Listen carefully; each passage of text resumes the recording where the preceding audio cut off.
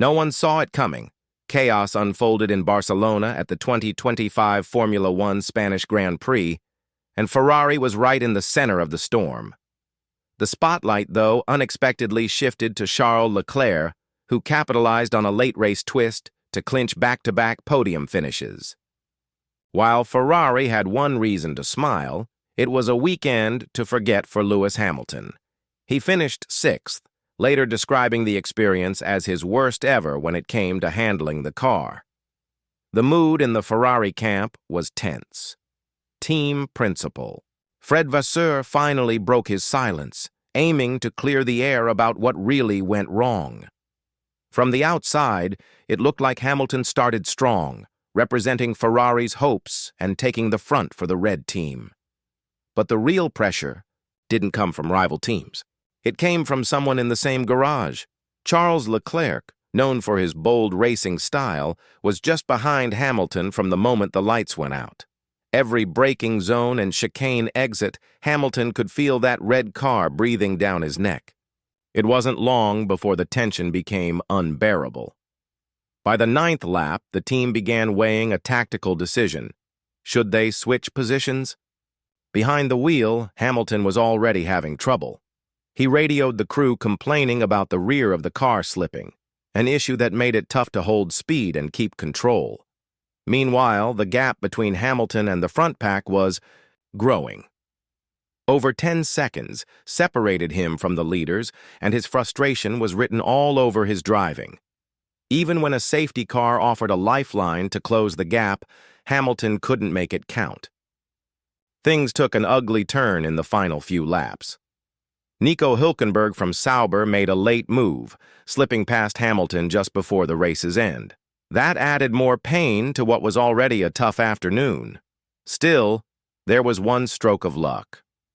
A penalty given to Max Verstappen bumped Hamilton back up the order, finishing in 6th. But numbers don't always tell the full story. His expression after the race said it all. Blank, worn out, shoulders low.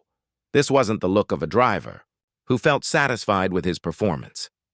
After the checkered flag dropped, Hamilton slowly stepped out of his car. His walk toward the paddock was quiet and heavy. You could see it in his eyes, tired, almost empty. And the way he carried himself said more than any post-race interview ever could.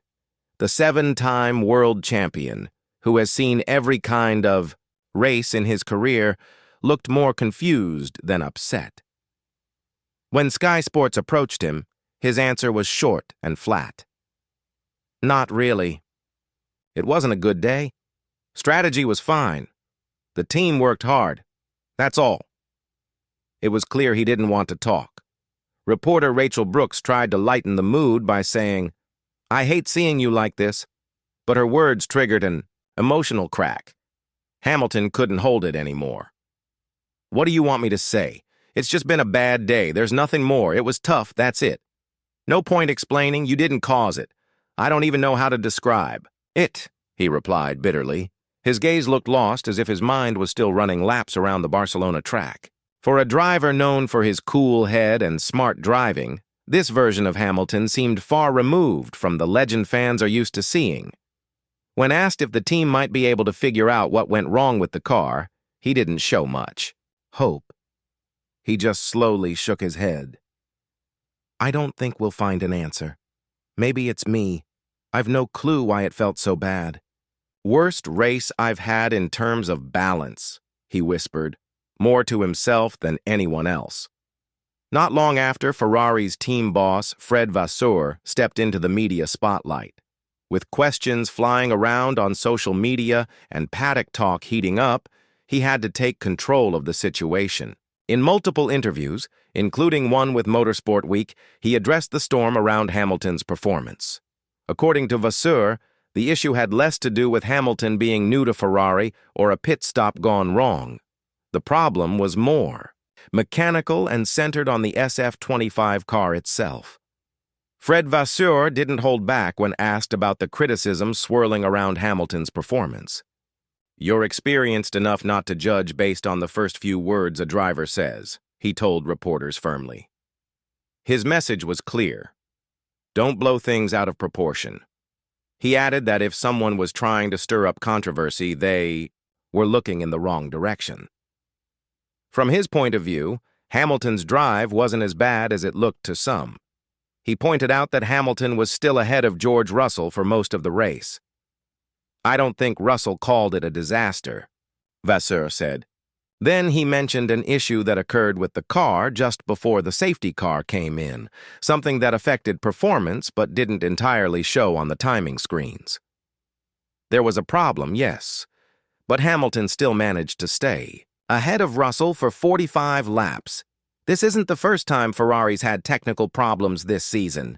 The team from Maranello has been fighting challenges related to aerodynamics, cooling, and tire management throughout the year. But when a name like Lewis Hamilton is directly impacted, the noise gets louder. Naturally, the pressure ramps up when a world champion struggles with the car. Now, Vasseur finds himself walking a tightrope. On one side, he has to keep Hamilton confident and focused. On the other, he has to push the technical team to get the SF-25 back on track, literally and figuratively. It's a tough spot for any team principal, especially in a season where expectations are sky high. Fans of both Ferrari and Hamilton are hoping the car issues are only temporary. Everyone wants to believe that the problems from Barcelona won't carry into the rest of the season, but that's not a guarantee. Until the team solves the setup and balance issues, the questions will keep coming, and the pressure will only grow stronger with every race. While all eyes were on Hamilton's struggles, Charles Leclerc had his own uphill battle during the race. The Monaco-born driver faced several challenges, especially in the closing stages. His lap times began to drop noticeably, and just when it seemed like he had third place locked in, everything nearly slipped away. At turn 5, George Russell and Max Verstappen collided in a messy scrap for position, and for a moment, it looked like Leclerc might lose his podium finish too. Ferrari fans held their breath. The tension in the team garage was thick, everyone watching to see if Leclerc could keep it together and cross the line in third. Fortunately for him and the red team, he managed to hold his position until the checkered flag, finishing with his second podium in a row. It was a small win in a season that's been anything but smooth, but there was more noise in the background. Mercedes boss Toto Wolff added to the speculation after the race, suggesting that an oil spill from a Ferrari car might have been part of the reason for the Russell-Verstappen incident. That comment quickly spread across the paddock and online, adding fuel to the post-race drama. Ferrari didn't stay silent. Team principal Fred Vasseur quickly shut down the accusation. Speaking to reporters in the paddock, he said, "Yes, we had a minor issue on the other car, but it wasn't oil." He sounded firm and slightly annoyed. "I don't know where that story came from. Honestly, I have no idea."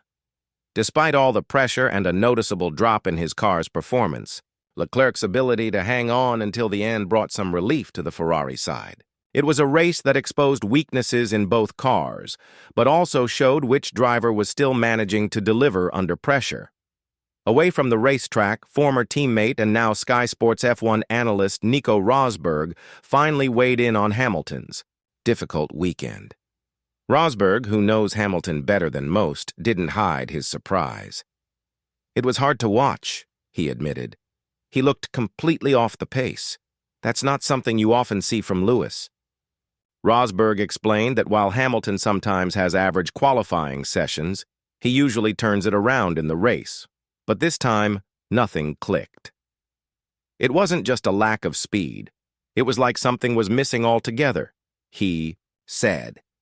He even suggested that minor floor damage might have played a role, something that can easily mess with how the car handles but doesn't always show up clearly. But Rosberg's biggest concern wasn't the car. It was the toll on Hamilton's mindset. "When you don't know what went wrong, that eats you up inside," he said. "And when your teammate is battling for the podium and you're barely holding on to points, it gets worse. I could feel that frustration just watching him. This rough patch puts Ferrari in a sensitive position. On one side, Charles Leclerc continues to bring in strong results. He's fast, consistent, and keeping Ferrari in the championship conversation. But then there's Hamilton, a 7-time world champion, still trying to find comfort in a car that just isn't behaving the way he needs it to. The Spanish Grand Prix wasn't just a race. It was a warning. It raised real questions about Ferrari's car design, the team's technical direction, and whether they can support both drivers equally, especially one as high-profile as Hamilton. The biggest challenge now? Figuring out if the SF-25's weaknesses are just minor kinks or signs of a deeper issue. And beyond that, does the team need to rethink how it helps Hamilton adjust, not just to the machine, but also to the working culture and the dynamics of this tightly contested season? Ferrari's next steps could shape not only the rest of their season, but also the narrative around one of F1's most iconic names. Tell us what you think in the comments. Are we witnessing a temporary setback, or is this the start of something more serious for Hamilton and Ferrari?